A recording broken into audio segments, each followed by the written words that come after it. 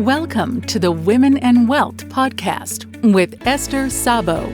Esther is a respected leader in the field of personal financial advice with over 25 years of experience. After going through her own significant and challenging life-changing events, she overcame fear and self-doubt to launch her own successful advisory firm.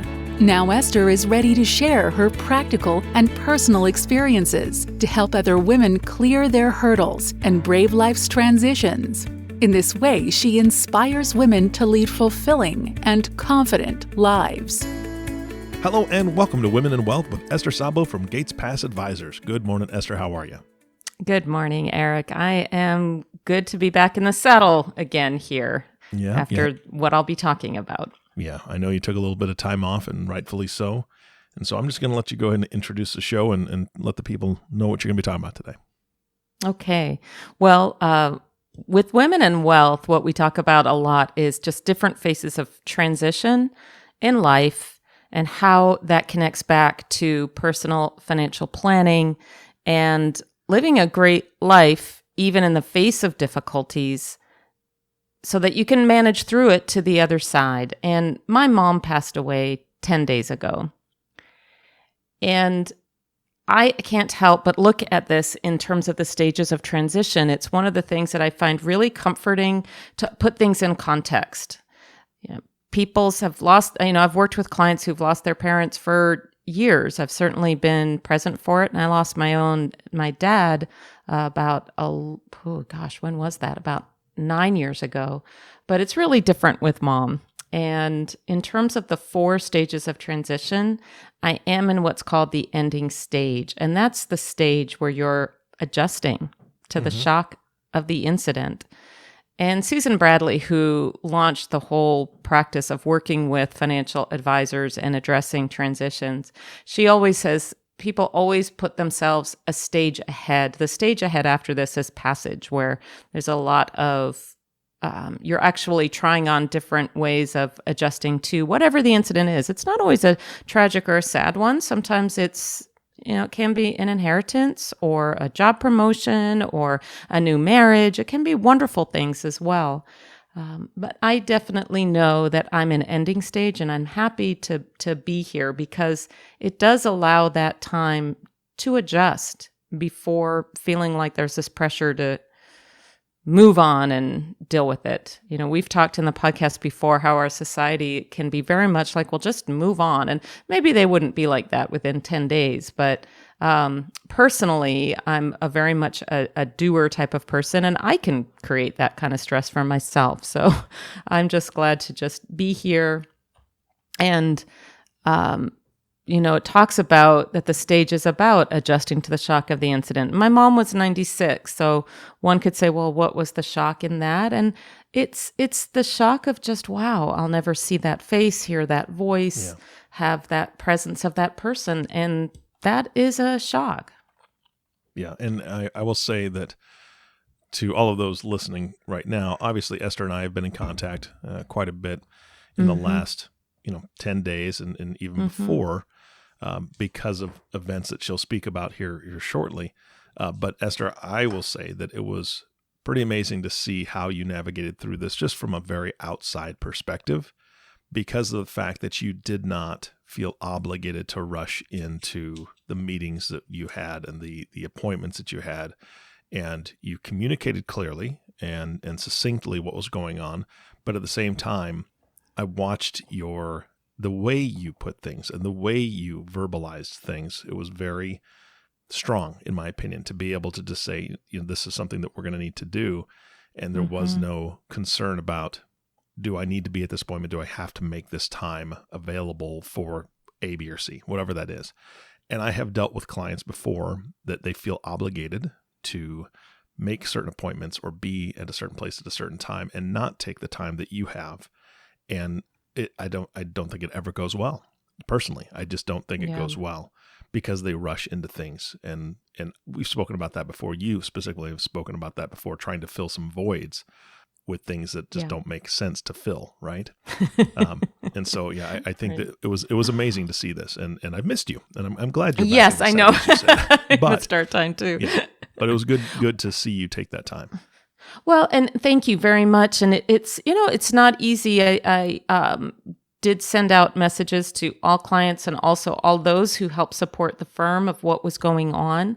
And I will talk about this. What I'm talking about today is just 5 tips to managing oneself and managing the details in the face of a loss.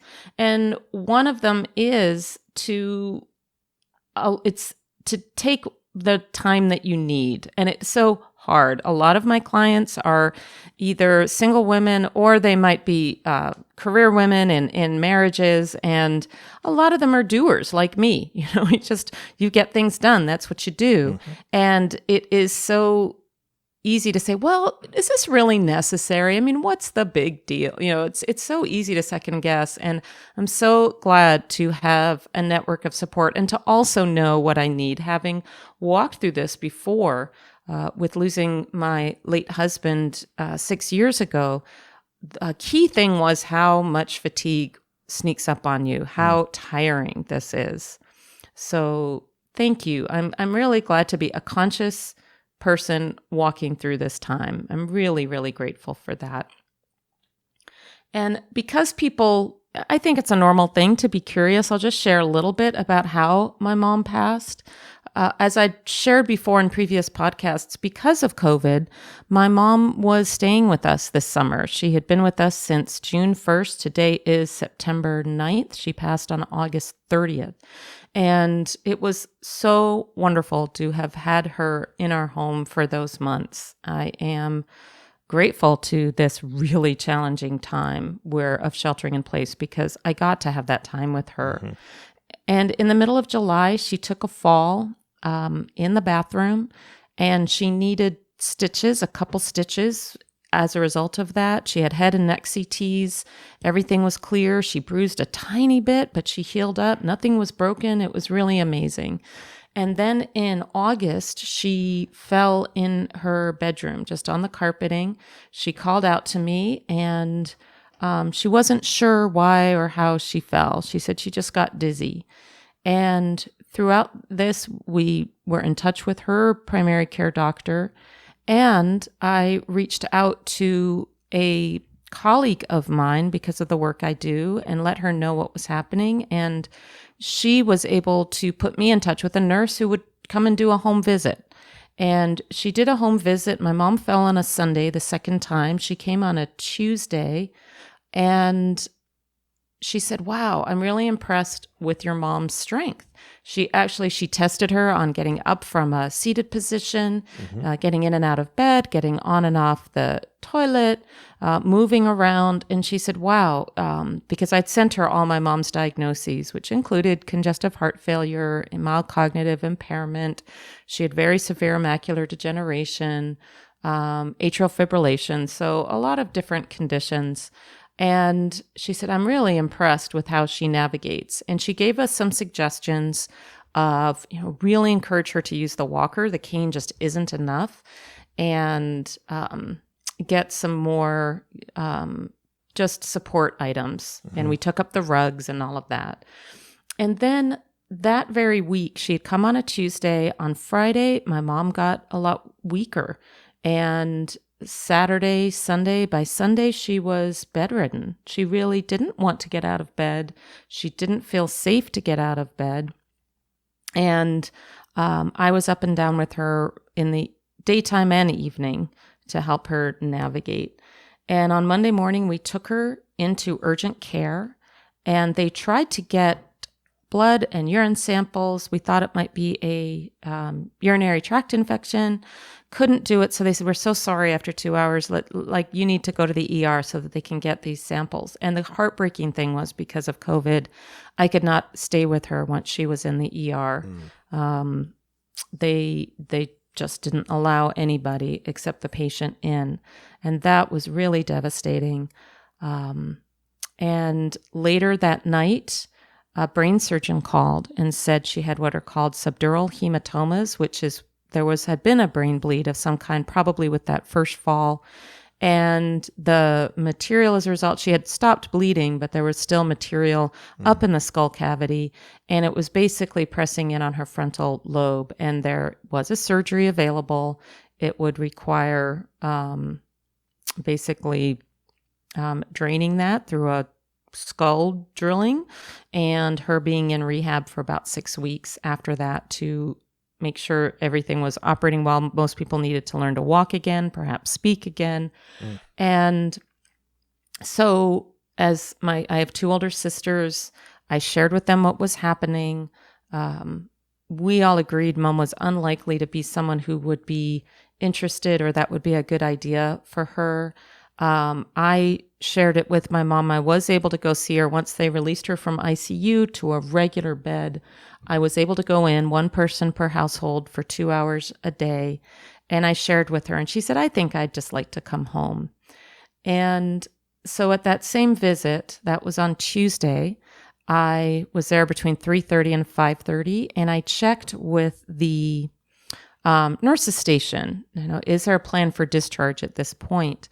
And they said, well, we'll get the head nurse to talk to you. And I spoke with her, and she said, no, I don't see any plans for discharge. So, okay. Because at that point, it's, I've heard about hospice before. My in-laws had hospice. For my father-in-law, he actually had it 3 times. He graduated from it twice. I knew people who worked for hospice as nurses and volunteers, so familiar with the word. It's really different, like anything, when you're actually going through it yourself. Yeah. And at 8 o'clock, so we're still home, and at about a little bit after I got home that evening, at about 8 o'clock, I got a call from hospice because we had connected and had set up with one another that, yes, my mom will be going on hospice. I heard from hospice that my mom was being discharged the next day, and they needed to bring the bed by and the things, and when would be a good time. And that threw me for a huge loop. I was like, what? My anxiety spiked. I thought, nobody told me that she was coming home the next day. What does this mean? I don't know what I need to get in place. I don't know we had talked to a caregiver agency. We had talked with them about what we wanted.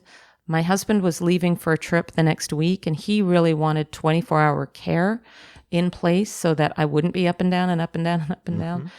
And it's also very expensive. My mom didn't have long-term care insurance. And you're just sorting out all these things, just like what can happen in any transition.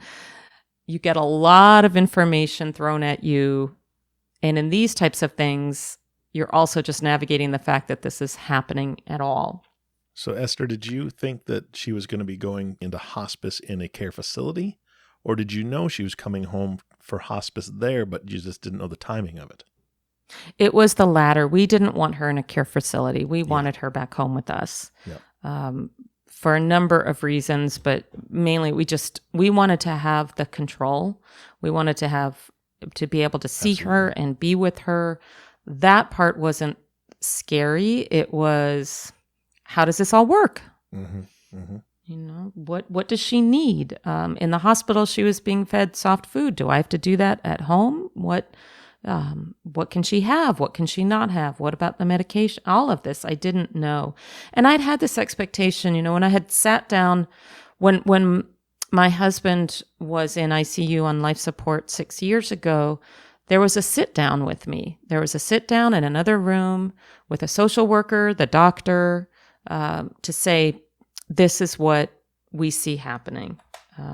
We don't anticipate that he will return to life at this point.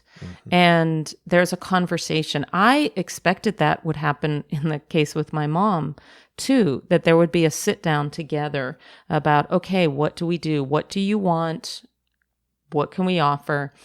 And I guess this is normal that doesn't happen in those situations, in these situations, like with my mom. And I believe a lot, like if I'm going to be, I shouldn't say like, I hate when people say like, but if I'm going to be an advisor to clients and be the quote unquote, and I'm doing air quotes, expert in a situation, A, nobody is an expert on you. B, I'd better eat my own cooking and see what the heck this is like. And that's why I have a financial planner who I have to provide the data to and listen and consider the suggestions and do all of that. I sit on the other side of the table as well. And I went, okay, what would I advise a client right now? It's 8:00 at night. I can't do anything about this now. Mm-hmm. What are the resources that I have right now? I can rest. This is a really tough time. I can share about it with my husband. Other than that, I don't really want to talk about it. And tomorrow, we can figure it out. Yeah. We'll just figure it out. FIO, we use that a lot in financial transitionist work because there's no handbook to a lot of these things. You figure it out as you go through. So again, because I am such a proponent of pulling support around you at all times, I have a really good support network in my life, both professionally in terms of colleagues, resources, referral sources, as well as personally. And I reached out to a friend who is a social worker for the county, Santa Clara County here. And I said, this is what's happening, and I'm overwhelmed. She gave me 3 words that were key. She said, when you talk to the medical social worker, which I had planned to do, there's medical social workers in the hospitals who do help coordinate this, just tell her, I'm not ready. Oh, okay. That's great advice. I know, it was brilliant because I approach things kind of like what I imagine a lawyer, it's like, okay, I have to think of my points and I have to prove my case. And I have to get them to see things my way. And I'm frustrated, angry, afraid, concerned, and navigate all that. And it was so much simpler to say, I'm not ready. But it's so interesting because on so many of these podcasts, you have said time and time again, one of the key things that you want your clients to be able to do is just tell you how they're feeling, tell you the truth of where they're at. Right? Yeah. And that's the advice that she just gave you. And that's what I found so beautiful was just being able to say the words, I'm not ready, because that's just an honest statement straight from the heart, and let them respond to that with what they do best. Yes, absolutely. And it's so true. It's like that did not occur to me. What occurred to me was building a case, not telling that truth. So and I can imagine when I called the social work office at the hospital straight away, first thing in the morning, had to leave voicemail. They called me back about an hour and 15 minutes later, but who's counting? And we had the conversation, and that's what I said. And I can imagine in their shoes, it must be a really stressful position because it is when you're on the receiving end, like I was, it's so easy to go to anger, frustration, anxiety. How could you, blaming, all of those things. And I think, gosh, there's got to be a better way. I could say to the person I spoke with, I'm not ready. I'm really concerned. I don't understand. And I had actually understood 2 different things from her treating doctor as well as the specialist that came in to see her. And my husband heard both conversations as well, and we were both confused. And so she said, okay. And you're right. It allowed them to do what they do best. She said, it sounds like what you need is to talk to her treating doctor. And I said, yes, that would be really helpful. And the doctor did call me about a half an hour later, and he was extremely helpful, extremely enlightening. I did not know this. It makes absolute sense, but they will go to discharge a patient once one has said, yes, we don't want to take heroic measures with this person. We do want to discharge them to hospice, in our case at home. The hospital says, okay, she's stable. We can discharge her. And that's their quote unquote position. And I understood that. Okay, that makes sense. They're not just dumping old people, so to speak. That's the bad practice. Yes, that's how it felt when I heard, okay, they're discharging your mom tomorrow. It's like, that's not great communication to hear it from a third party. All of that. But when I could talk to the doctor, and he said, when I saw your mom this morning, the first thing she said is, when am I going home?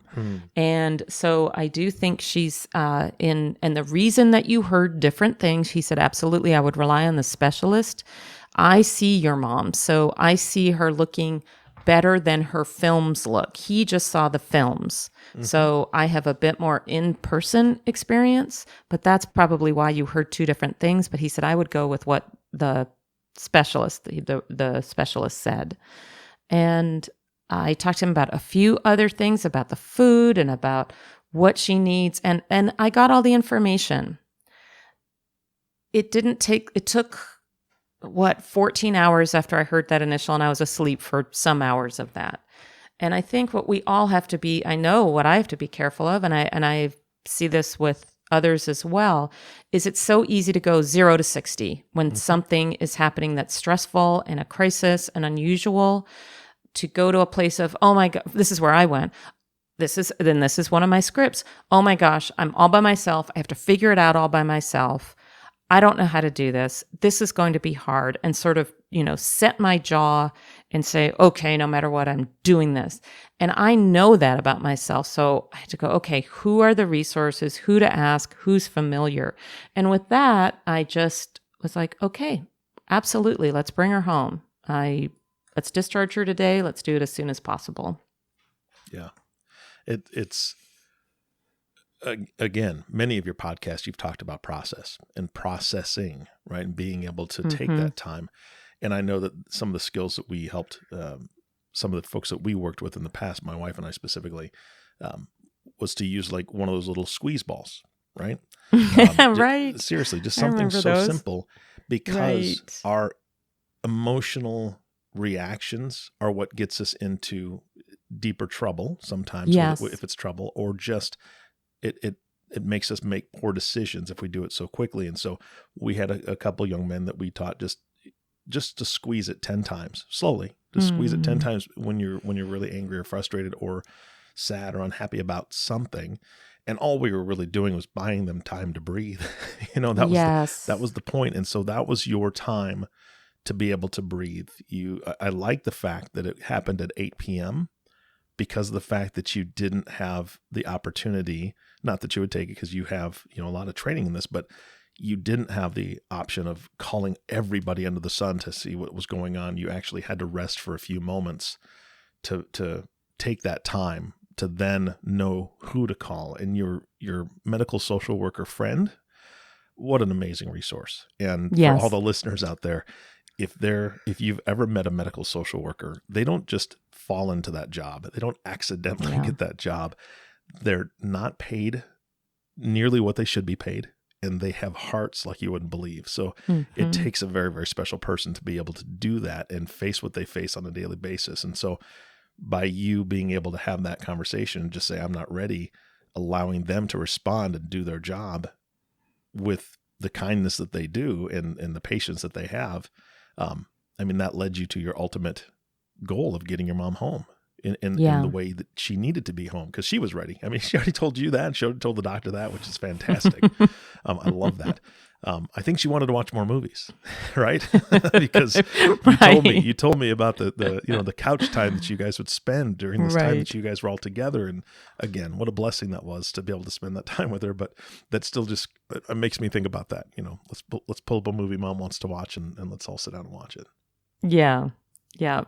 And when, and it's a great one-liner. One of the counselors I used, she says, I go with one-liners because our brain, we get overwhelmed and our brain gets hijacked, and you can think of one-liners. And I'm not ready is going in my arsenal of one-liners. There you go. If I'm in a jam, rather than having to figure something out right on the moment. So she came home on a Wednesday. Thursday, the caregiver came. Friday, and hospice was there throughout. And hospice was really incredible. It's all paid by Medicare. And there are nurses, support, aides, volunteers.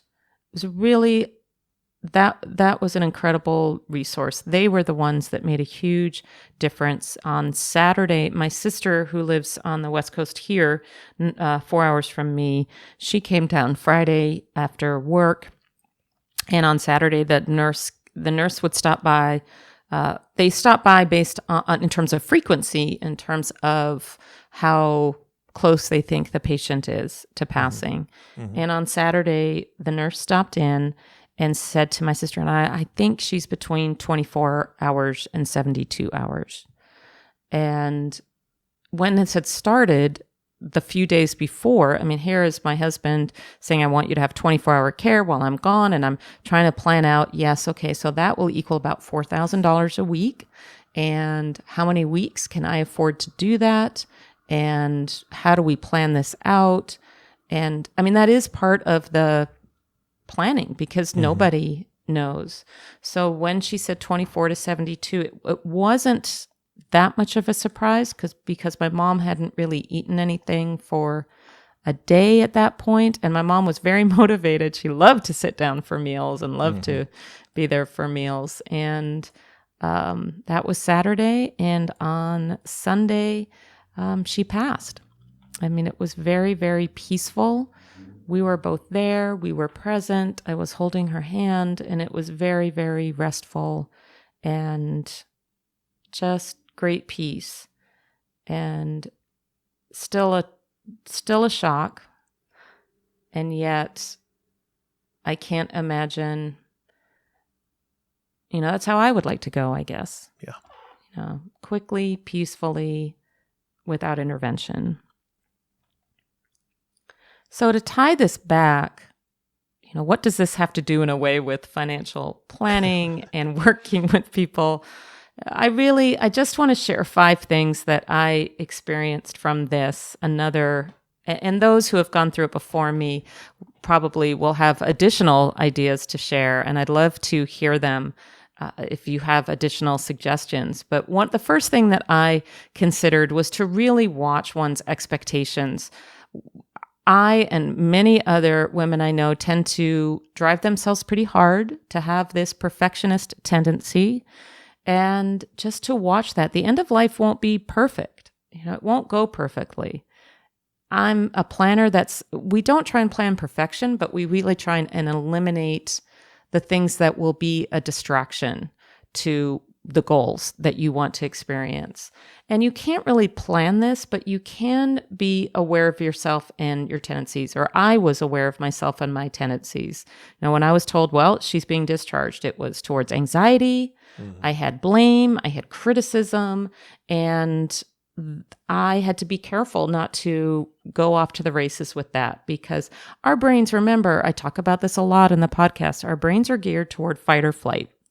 And I was in fight mode. How dare you tell me what's going to happen with my mom? How dare you just kick her out on the street? I was very dramatic in my mind. So to be really aware of those tendencies during any crisis situation or any uncertain situation. And my way of dealing with anxiety is to source support. And with that, the second thing is to ask for what you need. I asked for what I needed by saying to somebody who I knew was in the field, this is what's going on. What is your advice? And to keep it simple with words like, I'm not ready, to get the information I needed in order to just give that time. And as a sub to that, it can be professional people. It can be people right in your own home. My husband said to me when we were figuring out the finances, he's like, well, I'm willing to contribute, which was so kind. He was so good to my mom all summer. And I said, it's not the finances. I need you to keep an eye on me. I need you to watch me, because I can tend to go into Energizer Bunny mode, and that's not healthy. Yeah. And then the third thing, I think this can happen at any time, just to become familiar ahead of time of the resources available in the community. I could have done this earlier in the summer. I didn't. But what I did become aware of, because of my work contacts, and I could reach out and they were absolutely there. For example, the nurse that came to see my mom, I reached out, as I said earlier, to a colleague who is in a different one than the medical social worker, who's very familiar with the aging world. And she was the one that arranged the nurse. The nurse came, There's no fee for that. She did an assessment, says this is what's needed. When my mom was going down on the weekend, when she was becoming weaker and weaker, her primary care doctor, not available, no one on call. Mm-hmm. I called my medical, what would you call it? I call where I go to see my doctor, et cetera, and that whole... Yeah, my primary care, and it was weekend, and I called the urgent care nurse, and they said, well, who's her doctor? And because she didn't have a doctor in that network, they said, we're so sorry, can't do anything, can't guide you. So I could call that nurse and say, this is what's happening. And she was the one who encouraged us to go right away to urgent care, which we did right away on Monday morning. We didn't do it on the weekend because it just seemed like she's getting weaker, but, just you're trying to process all of this. Yeah. But without her, we would not have gone there right away on Monday. There are so many resources. I also was connected with a caregiver support, which is basically to give care to the person who is providing support and resources. When they said to me, how are you doing? It was like my heart just melted. It was so nice to have someone ask me that rather than me giving the details of how my mom is doing. Yeah.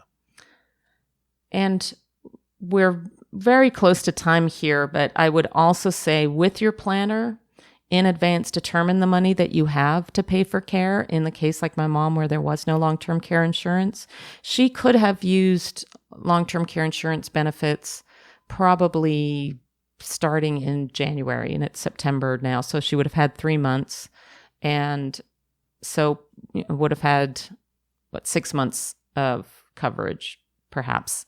So it wasn't a huge amount of time, but you don't know that. I can say that now on September 9th, but I didn't know this 2 weeks ago, how long she would have.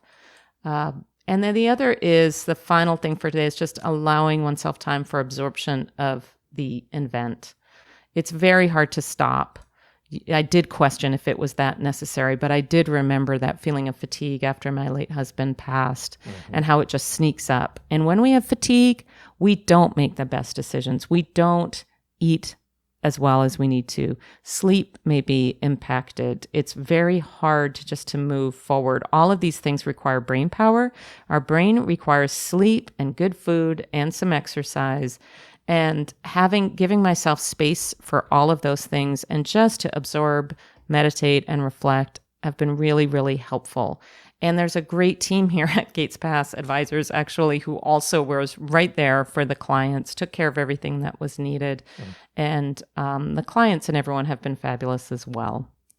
So if you're navigating end of life with a parent or loved one, be forewarned, if you have perfectionist tendencies, it's not going to go perfectly.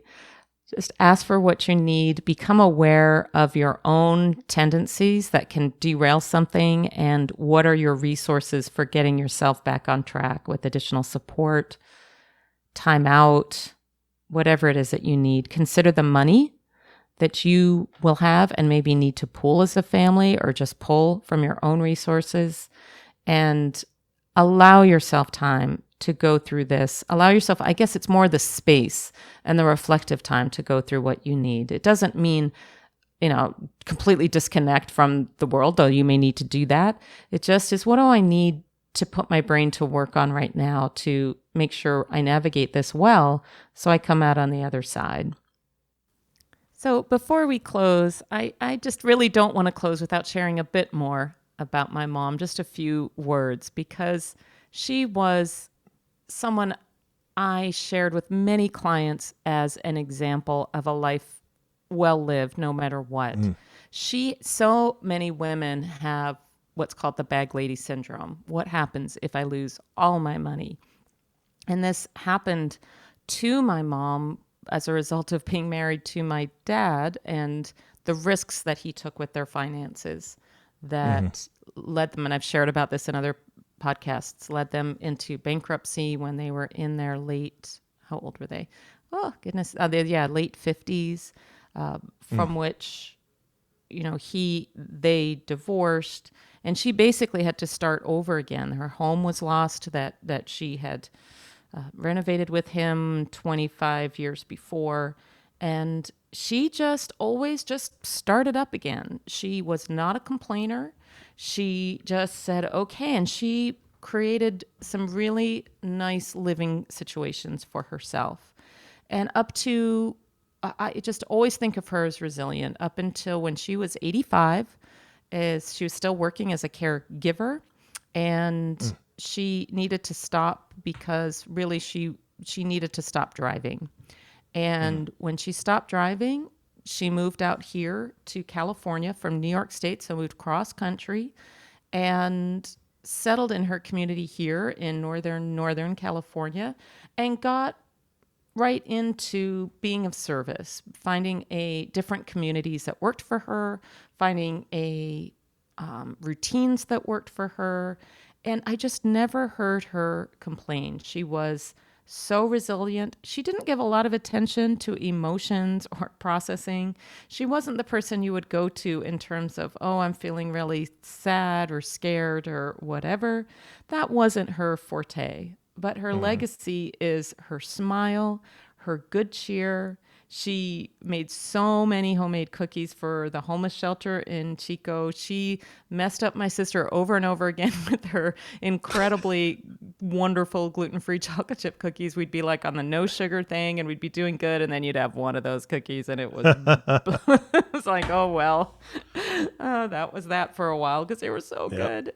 She was politically engaged. She loved nature. She would go and just go for a walk every day and see what was happening with the creek and what was happening with trees and plants. She didn't take care of stray cats when she was here because she lived in an apartment and that wouldn't have worked. But when she lived in her own home in New York State, she nurtured these cats that were crazy. What are those cats called when they live outside?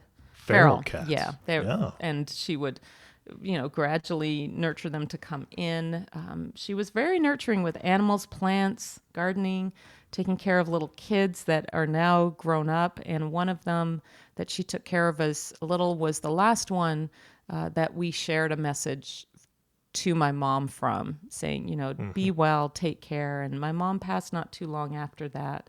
Yeah. And we know she loved her 3 daughters, loved us very much. We know we meant the world to her. Even if she couldn't necessarily articulate that, she showed it to us all the time by being steady and present throughout so many changes in our lives. And there is no one like her and will be no one like her. So I just send her off with so many good memories.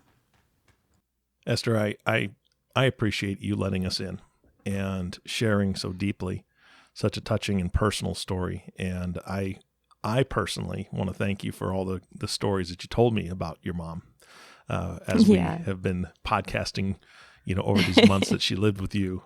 There was always a conversation before we started about how mom was doing and what she was doing and some of the things and just letting me in. And I appreciate everybody in Gates Pass. And I'm going to say that on this podcast because I've been in contact with them while you were out and having conversations, and they handled everything beautifully, seamlessly, and knew that it was important to make sure everything was taken care of, all the clients were taken care of, so that you could have that time. So for the team at Gates Pass Advisors, thank you for doing that for Esther on all of our behalf. And Esther, again, thank you so much for your time today and your openness.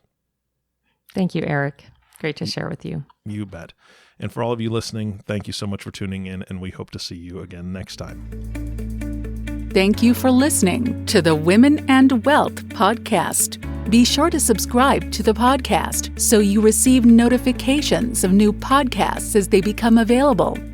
Check out the website at www.gatespassadvisors.com for more information. This content is developed from sources believed to be providing accurate information. The information in this material is not intended as tax or legal advice. Please consult legal or tax professionals for specific information regarding your individual situation. The opinions expressed and material provided are for general information and should not be considered a solicitation for the purchase or sale of any security.